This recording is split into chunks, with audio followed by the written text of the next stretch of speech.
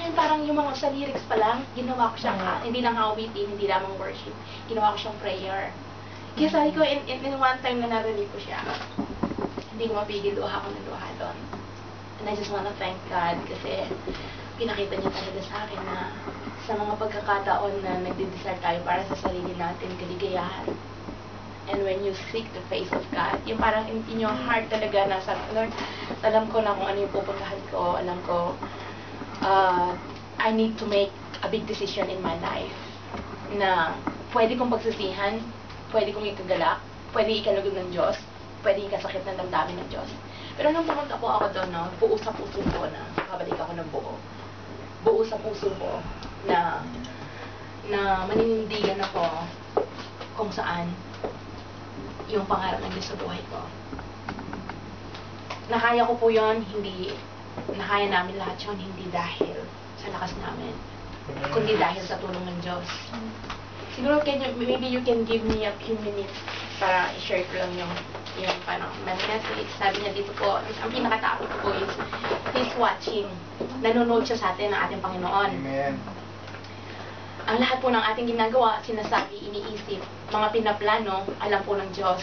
Because the eyes of the Lord is everywhere. Yes. Di po ba? Hindi po tulad ng mga monitor, ng mga camera, ng mga CCTV, kung saan lang siya nakafocus, di po ba? At ang tao kung saan lang siya nakatingin. Pero alam niyo, ang Diyos, He even knows the number of our hair. Yes. Kilala niya tayo, kung ano yung nasa puso natin. Kilala niya yung mga pinagdadaanan natin, and I'm telling you, He knows what is in your heart right now. He knows what is in your mind right now. Amen. Ano yung kanina po kasi na-bless ako dun sa sabi ni Kuya, no? Yung kay Eve. Na-share sa akin nung malapit na pastora sa akin, nag-message lang siya, yung about kay Eve. Tapos talagang ang bigat sa akin ng ano, tapos kanina, no? Ang bigat ng dating sa akin, ang sarap. Parang kanina, andito na naman siya, parang nag-remind sa akin. Gusto ko rin i-share sa inyo yung paning blessing na natanggap ko po, no? Sabi niya, di ba yung kay Eve, sabi niya, parang a small meal. Di ba kumain na siya ng prutas? Isang pagkain, one meal.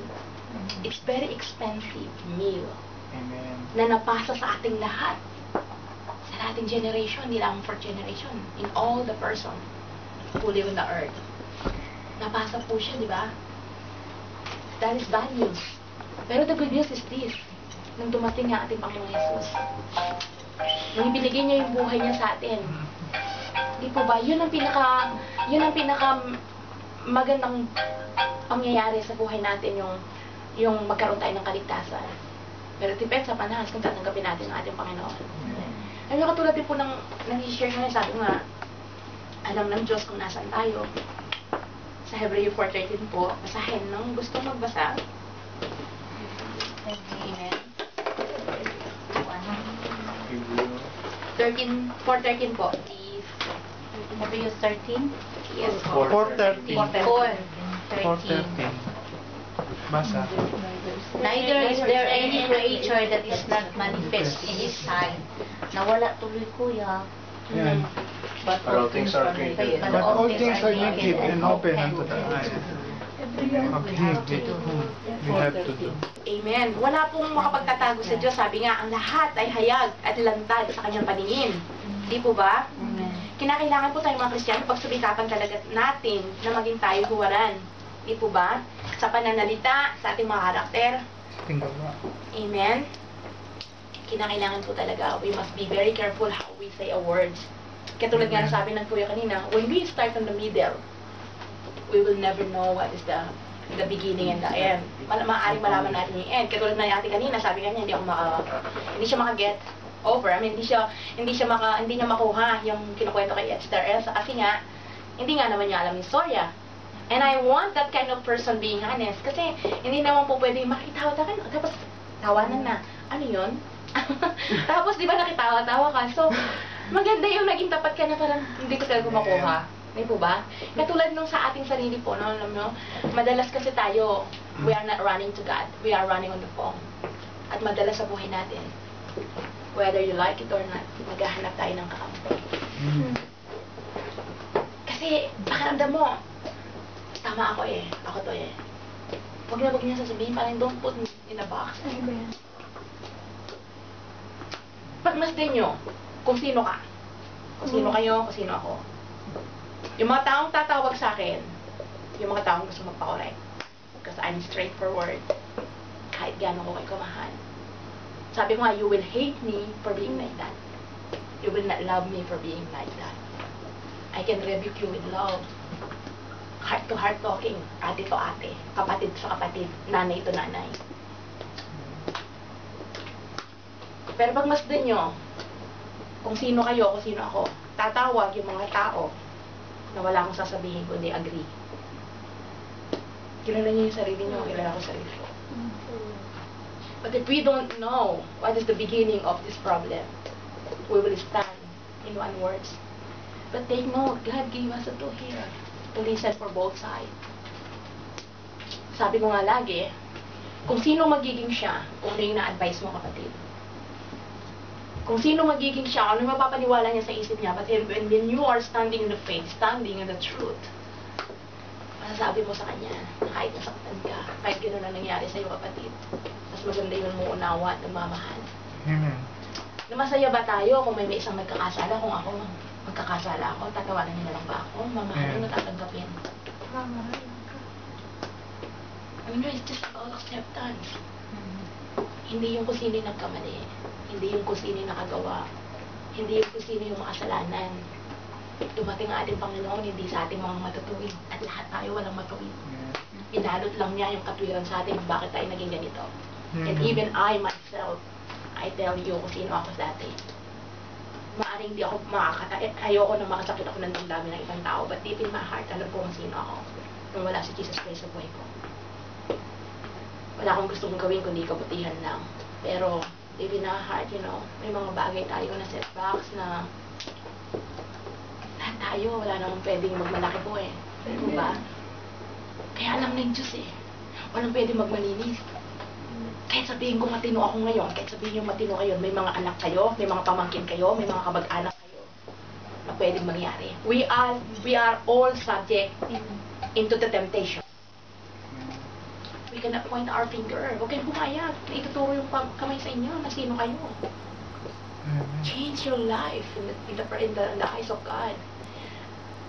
Di ba mas mahalaga yung hindi mahalaga yung reputation natin eh. Lahat tayo bulok at sira ang reputation natin. Lahat tayo, hindi man ikaw, sa pamilya natin, mga kamag-anak natin, yung family ng church natin, may bulok. Bakit mo na lang huhugutan ba yung sarili mo? Nasabihin mo, ikaw tama ka, ikaw hindi ka gumagawa. Hindi ka ba nagsisinungaling? Hindi ba tayo nagsisinungaling? Lahat tayo, we are subject for that. Kaya walang pwede nga magturo po, di ba? Na ngayon makita natin sa church na to, yung being love, ano? Yung deep love talaga. Kapag yun ang nangyari, you don't care about what's happening. You will care kung ano yung maging solusyon doon. Amen. Yung curiosity natin, nagiging kay Eve. Kinakalkan natin, inaalam pa natin. Pero lagi po natin iisipin yung mga pinag-uusapan ba natin, nakakaluwi sa ating Panginoon. Ayun, this is it. God knows our heart. And we must talk to the authority. If you really forgive, then close. If you really forget that things, you want to forget it, then close. Amen. Amen. If you want to go on to your life, forget. Hindi siya ganun kadali, alam ko. Pero naranasan ko rin naman lahat yun eh. Sabi nga naman ng Lord, sabi nga niya dito rin, di ba? Napagtagumpay niya lahat ng bagay. Nandito tayo ngayon para i-accept. Nandito tayo ngayon kung paano natin mapagtatagumpayan lahat ng bagay. Kung paano tayo magiging bahagi sa ibang tao. Pero kapatid, kung nandito pa lang sa loob, hindi na natin kaya, I don't think na pwede tayo mag-go on. Mananatili tayo sa maliit na church na to. Pero ang vision ng Lord, magkaroon tayo ng malaking church. Amen. He cannot limited by any places. He cannot limited by any person. Kaya nasa atin po talaga eh. If we love this family, this is our family.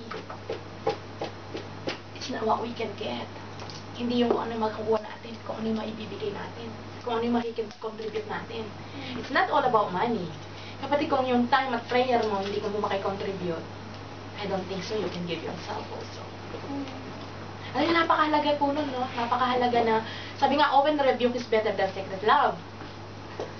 minsan, kahit ako, minsan may mga bagay na parang, hindi ko alam yun ah. I'm going to say that. When the yachts here, I mean something, hindi ko naisip yun ah. Sabi ko, it's better than one talaga.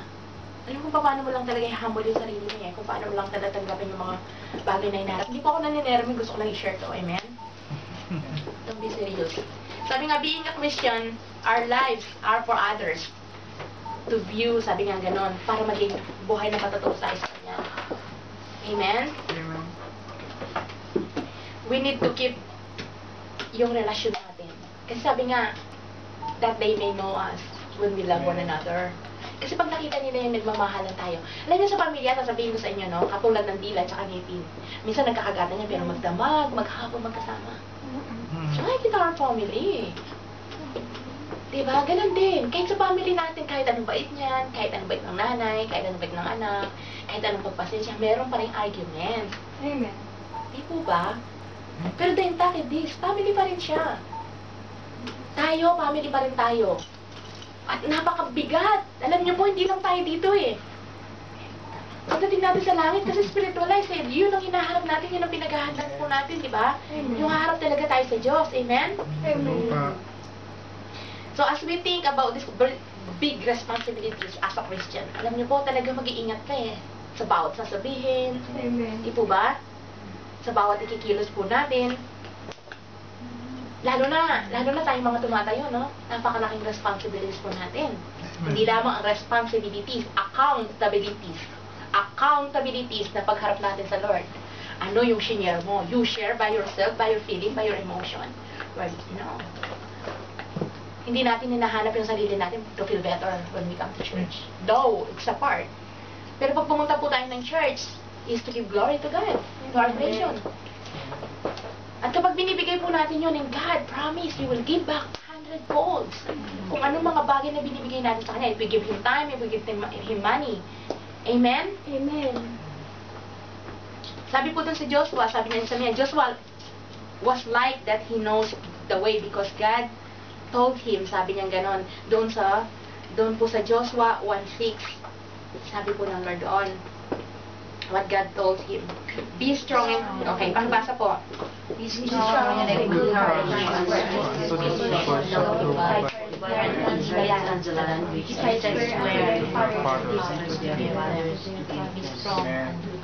Amen. Question. Are you doing your part? Hindi naman sinabi ng Diyos gawin mo lahat yun eh. Just the part na meron kang magawa. As a Christian, every member of the body of Christ is important. Alam niyo po yung church, CX on the both sides. You are in the middle. Who is in the middle? You are. Hindi mabubuo ang church kung wala ka, kapatid, if you are not there. Kaya napakahalaga ng bawat isa sa atin. Amen? Do you believe that without yours, the church will not going to complete? Kaya pag nawala isa sa atin, hindi na siya magiging buo. Hindi na siya church. Amen. Amen? Kaya po yung pahalagan siguro natin, no? Na sabi ko nga, we are all subject to temptation. We are all subject na yung pagkakasala, pagkakamali. We are all subject na tayo yung gagawan ng hindi maganda. Amen? How important you are, sabi nga gano'n, inside the church. May kanya-kanya po tayong pananagutan, bawat isa may mga function. Yung function na yun ang gusto makita ng Diyos sa buhay natin. Sabi nga, hindi sinabi ng Diyos na gawin natin ang lahat. Kundi ano yung function mo. Amen? Sabi nga, one mistake, you may be so sorry. Failure to do your part may hinder the whole body from functioning properly. Alam niyo, minsan, yung hindi lang tayo nanalangin, may gagawin ng pastor natin, ganito. Alam niyo, parang ina-arch tayo ng Lord na manalangin, hindi natin ginawa yun. Kaya parang, nagbabagal eh. Nagpabagal dun sa dapat na mangyari. Kaya sabi nga, God knows our heart kung ano yung mga desire po natin. Failure to pray, sabi nga, may result in loss of power. Kumbaga, kung di tayo nananalangin, hindi lamang doon sa pinapanalangin natin, kundi sa sarili natin, di ba? Na nawawalan tayo ng connection sa Lord, nawawalan tayo ng power, nawawalan tayo ng lakas, at yung time natin, ang pinaka, kasi ayaw ni Taning mangyari sa buhay natin. Gagawin niya ang lahat ng bagay para hindi tayo maging closer sa Lord. Lalo na kapag yung nananalangin tayo, gusto natin magbasa ng Bible, ang dami, ring ng phone, kailangan dito, Facebook ka, kailangan, may message, ganito po. Alam niyo yung mga ganun pong bagay. Sabi nga, failure to witness Maybe the reason that someone, sabi niya, not hear the gospel. Kumbaga kung di natin ginagawa yung part natin, mag-share tayo sa iba, baka kapatid, yung tao na yon na nakilala siya, yung mga kakilala niya, pwede niyang masyaran. Pero dahil nga, hindi lang tinatabad, nahihiya, o wala tayong testimony, dahil yung mga dati ng buhay natin, yung mga every time nakasama nila tayo, blah, blah, blah, blah, blah, blah, we are so top. Pero hindi na natin nakikita kung sino tayo, being Kristiyano. Hindi na natin na ipapakita sa kanila. Tayo na yung sumasama sa kanilang gusto na kwento. Nasa halip sana na nakikita sa atin yung liwanag. Amen? Amen. Sabi niya, number 4, failure to support your church. Financially, it may be a big, sabi niya, trouble. Your life part is neglected. Can result a big problem. Alam mo yung mga bagay na dapat sana, no, yung pag-suporta natin sa church, sabi nga, hindi lamang always financial, but being honest with the Lord. Kasi yung kayang gawin ng church natin para sumuporta sa iba, hindi nagagawa. Hindi nangyayari. Hindi nasusuportahan. Because we are not faithful to God. And until now, I cannot look the book kasi ayoko nag-share ako na meron akong pinapatamaan. Gusto kong mag-share ako na maramdaman natin lahat na even me, I am subject for that. Ako muna yung pag nag-aaral po ako muna yung sinasala ng Diyos to. Before you teach that, are you sure? Are you giving your tithes and offering? Before you teach that, are you sure you are faithful to me?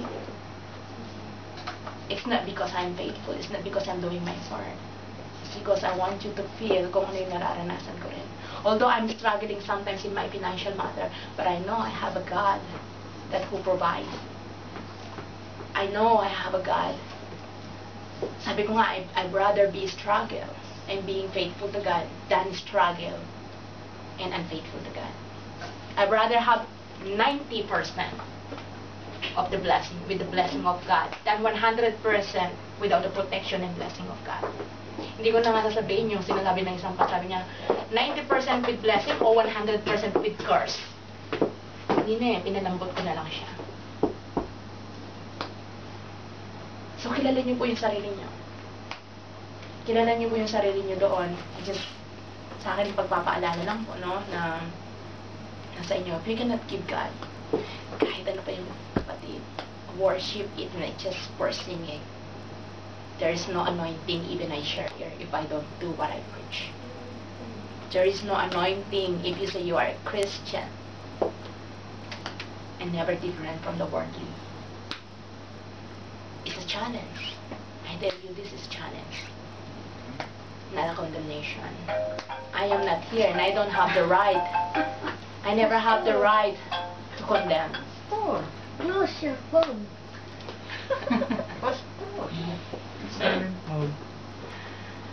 Sabi niya, God knows our hearts. Malaki po yung pananagutan po natin sa Lord, no? Yung para kayong haharapin natin sa Diyos. So, are you willing to do your part? Amen. The church is a living body, no? Family to eh.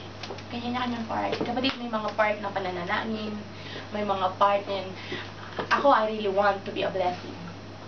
Hindi lamang sa prayer, hindi lamang in time, hindi lamang sa phone, pag-advise, kundi in financial matter. I am willing. Kung kaya ko din lang, kung meron din lang ako talaga. I am willing to be a part. Yun po yung sa akin, no? Yung ganon. Amen? Amen. Sabi niya, yung nakita po talaga natin, no? Failure to give your time to God, failure to pray, failure to support your church. Alam niyo, napakalaking bahagi po talaga. So, we better do our part, sabi niya ganon, to avoid delay. Amen? Because He is watching, He knows the desire of our heart. Alam niyo, when you really want to give to God, hindi ka naman nire-require yung Lord doon yun eh. Kung ano meron tayo, sabi nga niya. Di ba katulad ni Moises, sabi niya, what is in your hand? Sabi niya, Lord, only this. Yung tungkod lang. Sabi niya, bitawan mo siya. Ang binitawan niya, naging ahas, di ba? Pero nung naging ahas yun, alam mo yun kung anong binigyan ng Diyos sa buhay niya ni Moises? Binigyan niya ng power to touch it again para maging tungkod. Tapos na nalipag sila sa disyerto, sa dagat, di po ba, nung talaga nasaop na sila. Sabi nila ng Lord, what is in your hand? Wala siya tungkol. Sabi niya, Moises, ang instruction ng Lord kasi, Di ba noon, yung mga wala pang tubig, ang instruction ng Lord, ituro mo yung ano, sa galit ni Moises dahil nga galit na rin sa tao, galit na rin sa mga naranasan nila, no?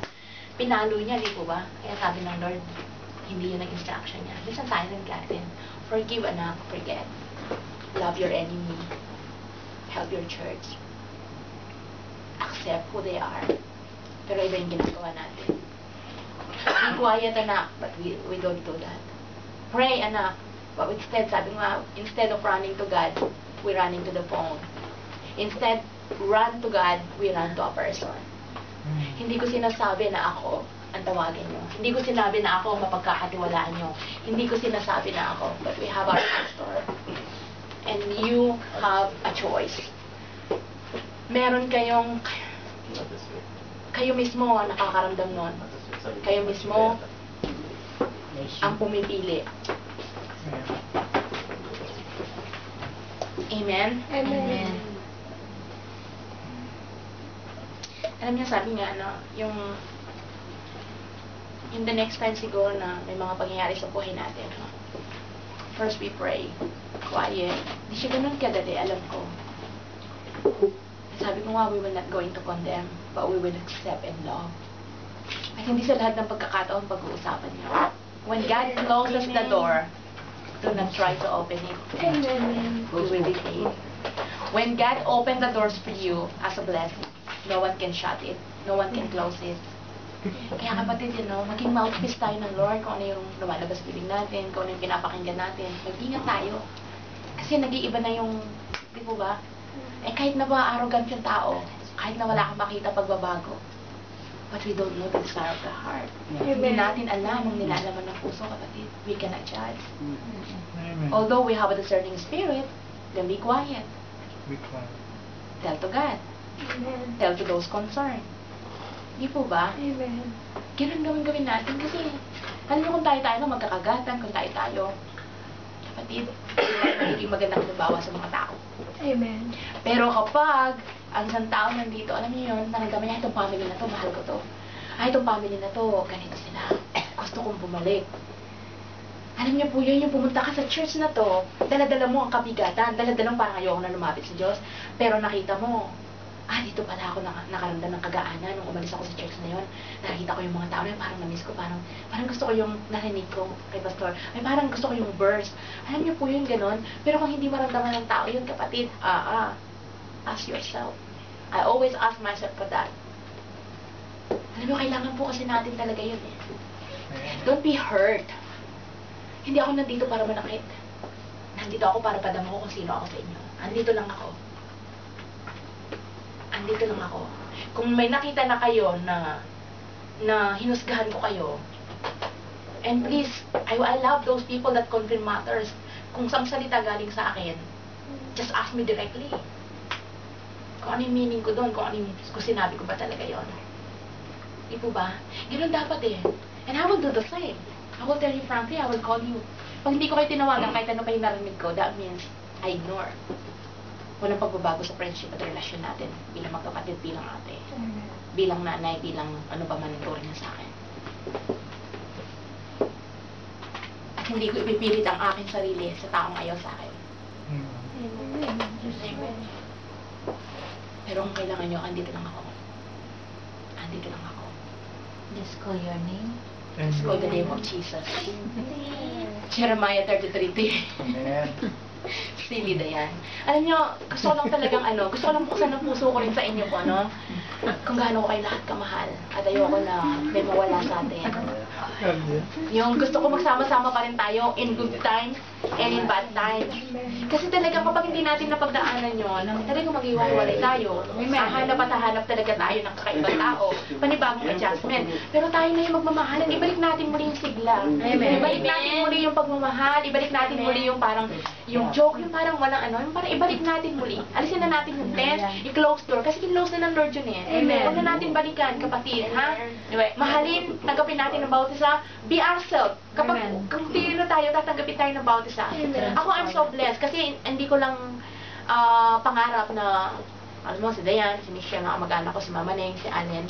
Hindi lang nagtatapos ito ang pangarap ko. Gusto ko lahat ng pamilya ko makasama ko. Amen. I really desire for it. Di po ba? Pero ano yung part na ginagawa ko? Hindi man ako nag-invite sa ngayon, I'm praying. Amen. And I want them to feel my prayer. And alam ko na in time, when I call them, when I invite them, or someone invite them, alam kong mararamdaman at makikita at magsasama-sama kami muling magpapamilya. Amen. Yun ang pangarap ko. Amen? Amen. Can we bow down our head and close our eyes?